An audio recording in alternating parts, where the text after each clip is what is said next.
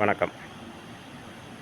ஐந்து கரத்தனை ஆனை முகத்தினை இந்தில் இளம்பிறை போலும் எயிற்றனை நந்தி மகந்தனை ஞான கொழுந்தினை புந்தியில் வைத்தடி போற்றுகின்றேனே.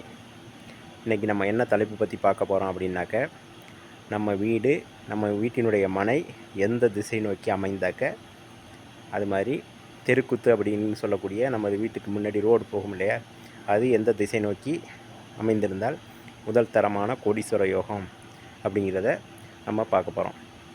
நமது வீடானது வடக்கு திசை நோக்கி அமைந்து நமது வீட்டின் முன்பகுதியில் கிழக்கு மேற்கில் ரோடு போகணும். ரோடு போகும்பொழுது வடக்கிலிருந்து ஒரு ரோடு வரணும். வந்து அந்த வடக்கும் கிழக்கும் சந்திக்கக்கூடிய அந்த கார்னர் பகுதியில் அதில் அந்த ரோடு சந்திக்கணும்.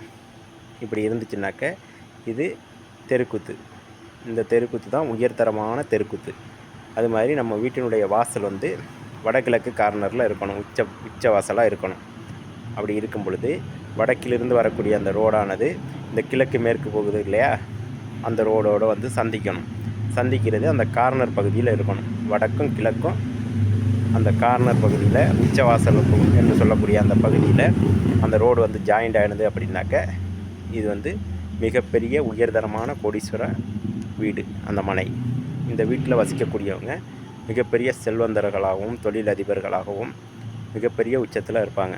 மிகப்பெரிய அரசாங்கத்தில் அரசியலில் மிகப்பெரிய பதவிகளில் இருப்பாங்க. நீங்கள் வேணாக்க செக் பண்ணி பார்த்துக்கலாம்.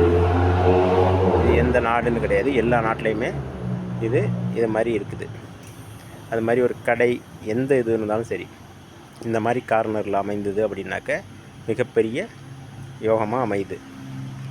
நம்ம அடுத்தடுத்த வீடியோவில் அடுத்தடுத்த தெருக்குத்து பார்த்து விளக்கமாக பார்க்கலாம். இதுதான் முதல் தரமான வீட்டுமனை அமைப்பு. நமது நேயர்கள் ஆள்போல் தலைதலைத்து அருகது போல் வேரூன்றி மூங்கில் போல் கிளைகிழைத்து முடியாமல் வாழ்ந்திருக்க வாழ்கவென வாழ்த்தி வளர்கிறேன். நன்றி, வணக்கம்.